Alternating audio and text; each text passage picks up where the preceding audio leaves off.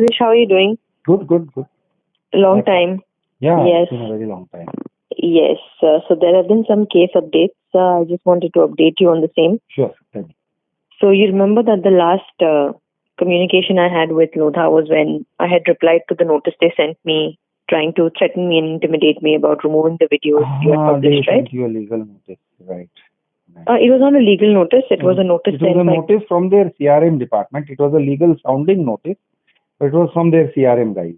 Correct, just like trying to, intimidate me and threaten me and make me feel it was a legal notice, but it was really just an email in the form of a notice from their customer relations team. Right, and So, you replied to that. Yes, I had some about that. Yeah. Yes, I had some legal advice from a close friend, and I replied to that mail and never heard from them ever again. And so after that, we had filed an online FIR, like an online police complaint, actually. You emailed a police complaint. Yes, like an online police complaint, and I marked the DCP of Thane and all the relevant stations, the police stations. So I got a call from the police station asking me when I could come down to give my statement officially. That took some time, but I got the call eventually. So there was a delay of what, couple of months? There was a delay of about a month or two, I believe, because by the time that email went to the right department who was supposed to investigate, the right station, it took some time, and then for me to get a call from that station took a while. And then they finally called me and said, like, can you come down to give a statement? And when? So I said yes. And so I went last week and I gave my statement. I gave an official statement at the Narpoli police station to the senior inspector. And because I had marked this email to so many police stations and to so many DCPs of different jurisdictions, so this went to multiple people. And yes. And so there were 3 inspectors in that room where I was sitting, and two other police staff taking my statement. One police staff taking my statement, and another staff, he was handling some other person. So the senior inspector, so what happened was initially when I went to the police station, the senior inspector who was actually handling the case was posted to Thane for some investigation, and so he wasn't there. So I had started giving my statement. Now when I gave my statement, I mentioned the whole thing, like I showed them the papers, where our signatures were forged, my husband and my signatures were forged on 7 pages of the application form. And so my statement was taken down and read back to me in Marathi, like the details of how the signatures were forged, and then, they adjusted the token amount with the current house. But it sounded amount of 1,37,606 with the current house, which they initially, sort of were supposed to RTGS because we were fighting for the whole house back. But then they said, no, if you don't take what if we give you that money back and then you don't take the house? So it was like they were trying to put us in, kind of corner us and say that you have to take the house or else we won't give you the token amount. And, we can't trust them anymore. So for all they wouldn't. You had kind of decided to take the house? Yes, because they didn't give us much of a choice. They weren't giving you that option, and you sort of, that fight ended. Yes, because it didn't make sense for us to, fight for the 1,44,000 and then land up losing the house, which cost almost 80 lakhs, And they were creating a situation to kind of try and intimidate us and make us feel that, you either have... So we had some balance amount that we had to pay off on the current house. So they said we'll either adjust your token amount with the current house and then, it kind of just left it at that, so that made us feel that, so either we have a choice to take the house or just forfeit the money, and, you don't know what other problems they can create, right? Because they created so many problems. It would have been a fight. It would have definitely been a fight. Getting a cancellation at that late stage. Yeah. I'm not saying it's impossible, but it's definitely a big fight. Yeah, it's definitely possible, and it's just that they created a situation for us to try and intimidate us and say that you either take the house or you lose your token amount. And, maybe, I don't know what. Even getting your money back for the main thing, because most of your money had been paid 100%, right? For the Thane, Upper Thane. Yeah, there was just a small amount that was pending, 4 lakh something, in which we had to pay just before possession. Pretty advanced stage. So there was no point in, or at least in any case, it was a very difficult battle. A very tough battle lay ahead of you if you were to come out of that deal. So, yeah, okay. Yeah, so and more I wanted to Thane, Upper Thane. Yes. And, I wanted to choose my battles wisely and be very clear about what I was doing. And I knew that signature forgery is a very big crime, which I wasn't going to let go. Right. Yes. So when I went to the police station, I gave my statement. They mentioned all these details of, what happened. You know how they take a statement, right? It's very chronological. It's very chronological. Yes. So it was typically in a very chronological manner. But after the statement was written down and read back to me, so what I did was I called a close friend who is very good at Marathi and read that statement to my friend and also to my husband. And after reading that statement, I was told that there was one very, very important line, which is usually the closing line in your statement, which sounded very casual. So what they wrote is that we want, basically an investigation into the matter sort of thing. It sounded very casual. If I were to actually word it in Marathi, it just sounded like, okay, this is just an incident that happened and I want, the police to investigate the matter. But it wasn't sounding serious enough. No. So what happened was, I told this to the person taking down my statement. I told him to add this statement, this particular line, stating that even though my token amount is transferred to my current unit, I still want a proper investigation into the matter as to why my signatures were forged on 7 pages of the application form that were never shown to me. Right. But the person taking down my statement said that, the senior inspector is not there, so you might have to come back. But I think that was a good day for me because shortly after, within 5 or 10 minutes, I think he spoke to the senior inspector and the senior inspector said, you know what, I'm very close to the station, I'm coming, so just wait, just hold on to it. So he came to the station. He was the senior inspector who was the actual investigating inspector in this case. So the actual investigating officer, IO. Yes, correct. So he showed up. And so he sat down and he, read the whole statement and he went over the whole case, the details again with me. I explained to him what happened. I showed him the papers, which were, in black and white. And anybody could see that our signatures were copy-pasted. It didn't require a genius to figure that the signatures were copy-pasted. You could clearly see that there were sentences missing.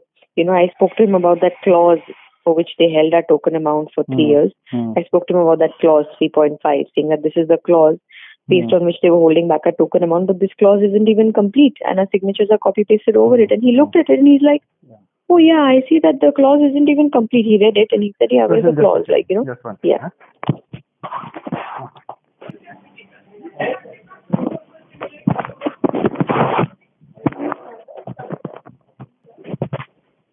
Yeah. Yeah. So you were telling me about the copy pasting of your signature. Yes. Yes, I remember that. It was very clear. It was kind of glaring. Yes. The way they had, it's a JPEG file consisting of your signature and your husband's signature and all the white space around it. Correct. And they just copied it and pasted it on top of their PDF file or something. Yes, and I have phone call recordings from employees from Lodha and even from, the customer service head confirming that they have digitally copy-pasted my signatures. I was given an explanation about auto-populating of the signatures, which I told the police inspector. And he found it so bizarre because at one point he made a statement saying, in Hindi, he said, "Ye log aisa can't karte kaise hai?" Kind of a thing. And just imagine trying to sell me those talks and saying that this was auto-populated and we digitally copy-paste because we want to progress and not regress. And I told them all of that was taken down in my statement, that this is what was said to me, that, I was told that they want to progress, and that's why my signatures were copy pasted and to digitally advance and all that kind of crap. They definitely goofed up there. They goofed up really bad. Yes, they did. And the police, everybody who knew what was happening, everyone who was at that station while my statement was taken down, everybody knew that this is a big blunder that they've done and it's illegal, They've been doing this a long time. I've seen an instance of this about a year ago. So there must be literally hundreds, maybe thousands of Lodha flat purchasers. Yes.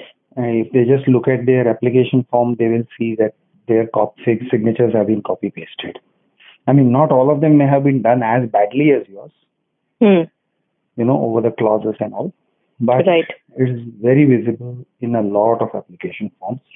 Right. Up until the time, maybe till you raise the red flag. Then after that, they must have stopped. Yes. So I was told by the customer service head that they are going to be now changing this process, rather that they've already changed it, which I told the police about. But that's irrelevant, because it happened with me and it happened with a lot of other people. So people may have not come forward, but my case is pretty clear. Everything's black and white, and the police were on the same page as I was. I mean, there was no gray matters. The papers were in front of him, and he saw how my signatures were copy pasted, and he, asked me, where are the sentences? They're not even complete, and it's basically, that's what happened. And so then when the senior inspector came, from his experience, and probably because, he must have been probably a middle-aged officer, and it seemed like he had quite a bit of experience. So when he was so when I was giving him the statement again, or rather, he was reading the statement and, asking me questions, and he went over the statement with me. That is when he told the person taking my statement that, okay, now in the end, just change that statement. And so my friend had told me to add that statement saying that even though, I've got my token amount back, I still want an investigation into the case, like an official investigation as to why my signatures were forged. Right. That part of this statement, which is so important, before I could actually kind of tell him that I already told the person to add this, he told the person taking my statement that add this thing into the statement, that. Yeah. Because obviously it was incomplete, right? Otherwise, what am I fighting about? Yeah. Otherwise, what happens is typically the way police will typically work with this is your statement included the fact that they had forfeited they had taken away, confiscated your amount of 1.37 lakhs. And then it will say that they gave me back my 1.37 lakhs. They adjusted it in towards the new flat. So then typically police will say, so everything is settled, everything is sorted. They will ignore the forgery part completely. They say, so dispute is sorted. What's the problem? They look at it in dispute resolution mode rather than in terms of the criminal offense being committed. Now, because you have highlighted it, they can't do that. Otherwise, typically that's what they will do. They will absolutely do it. You're 100% right. So when the senior inspector went over the whole chronology and, he read the whole statement kind of back to me in Hindi and everything, explained it to me, then it made sense, to kind of add that last sentence which said that even though my token amount has been adjusted with my current house, I want a proper investigation into the matter as to why my signatures were forged over 7 pages of the application form. Now, I didn't get any, particularly terms and conditions, right? Yes, basically the entire terms and conditions which were extremely adverse to you. Yes, and which were never shown to us. So I told that to the police. I told them that these are the only 4 pages, the first 4 pages that we signed on, we were shown. And this terms and conditions just popped up from somewhere and they handed it over to us and said, okay, take, this is what the clauses say, now you suffer. So I didn't get any vibe from the police as to, feeling that the matter was a very trivial matter or something that was very minuscule. They understood that it was a crime because at one point the senior inspector made a statement to me saying that it'll be nice investigating this matter to see how they do these kind of crimes. So if it was not a crime, the senior inspector would not have said it will be nice investigating this matter and finding out how they do all these kind of kind of things that are actually not legal. They're going to be in a catch-22 situation. If they try to explain that they routinely do it, then the cops will say, "Acha, really? Show me some more instances." And they will show them lots more instances, and then the cops will be like, "Okay, so you're just committing this criminal offense in a very routine way. So that would ideally land them in trouble." Right. Vice versa, if they say, no, this was a one-off, then they are likely to say, "Acha, why was it a one-off in the case of Rochelle and Andrew? Why are you doing this? Why did you forge? I mean, what was your motive?" And they will go very deep into that. They'll say, what made you want to copy-paste their signature? So both the ways they are in trouble. Just 1 second. Yes.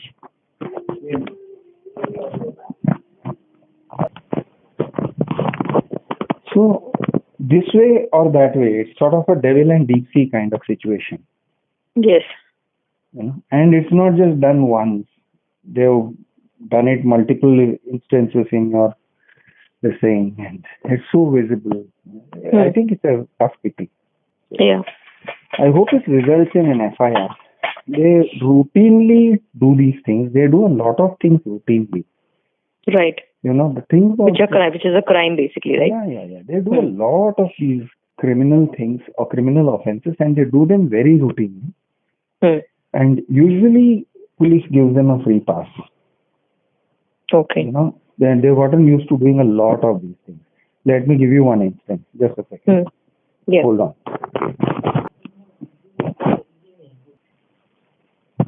Yeah. Yes. So there was this one time, I'll tell you about this routine way of committing a criminal offense. Okay.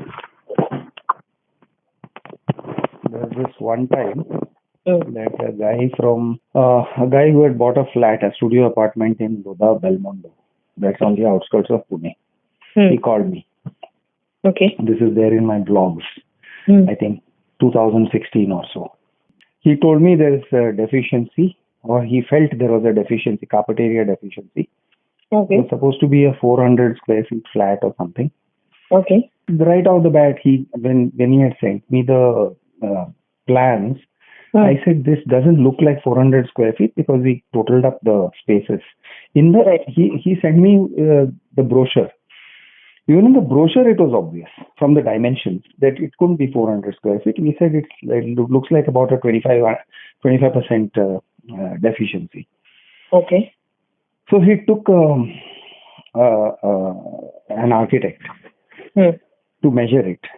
And indeed, there was a 24% deficiency. Carpet area deficiency. That architect had just measured the place. Okay. He had also found a lot of things that were wrong. The electrical fixtures were non-standard and dangerous and so on. He made a lot of remarks in that. This person, the architect had gone, this guy was sitting in his flat, and suddenly he finds someone is trying to open the door from outside. Oh my gosh, okay. Okay, so he goes and opens the door. And he finds there are a bunch of workers with helmets and all standing there. Okay. And they have this jar in their hands, transparent jar, full of keys with flat numbers written on them. Tags of flat numbers. Then he checked out his possession letter. I mean, he took photographs. He spoke to those guys. They said, we get these keys and we are supposed to clear to open these houses for maintenance. But then these are houses where possession has been given. Now, once you have given possession of a flat, you cannot go opening those flats because it amounts to trespass. Exactly. And trespass is a very severe offense. Now, unknown to most people, trespass, particularly what is called house trespass, Hmm. is a very severe offense. So if I come to your house and you tell me to get out and I don't, so I am inside your house against your will. Hmm. Very bad, very dangerous. Or I enter into your house against your will Right. without your permission. Very Hmm. dangerous. Now, these guys have been routinely doing it. Right. And the possession letter had, with the printed version of possession letter says, we have given you 4 sets of keys.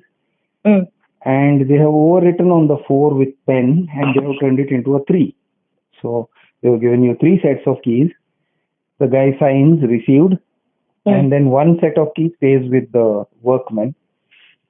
And those workmen, in an unauthorized way, enter houses. And this guy sent me screenshots of their WhatsApp group, where women were saying we were just sitting in the afternoon and suddenly somebody was trying to open the door and we opened it. We saw that they were workmen. So, it can easily lead to very dangerous situations where Yeah, so creepy. women are taken by surprise by a bunch of workmen. So, as long as nobody has a criminal mind in among those workmen, it is okay. So, Lodha basically breaks all these laws and with no consequence. No, because police doesn't want to take an FIR. So I hope they register an FIR in your case. It's looking good so far. Yeah, everything was in black and white. There were no gray matters and no rocket science required to understand what's happened. And even the cops knew it was a crime. It was a clear crime. There was a clear black and white crime. There was no gray about it at all. So I don't see why an FIR should not be registered. But let's see. They said that the investigation to the matter is going to start now. And so, yeah, I should get an update soon about what's happening. Good. So I look forward to that. Very nice. Keep me posted. Sure, I'll do that. Chalo, thanks. Yes, nice talking to you. Okay, same here. Thank you. Bye-bye.